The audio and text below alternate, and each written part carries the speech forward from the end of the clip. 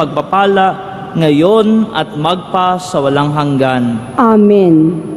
Patatagin nawa niya kayo sa pananampalataya, paligayahin sa pag-asa, at pakilusin sa pag-ibig na puspos ng sigla, ngayon at magpa sa walang hanggan.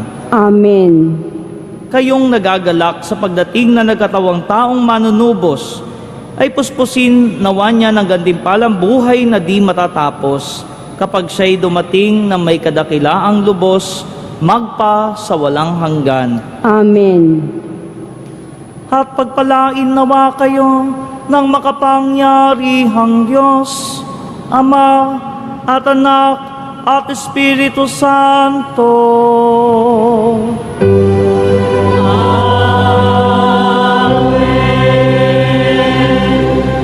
Humayo kayong taglay ang pag-ibig at kapayapaan ng Poong Jesus Nazareno. Salamat sa Diyos.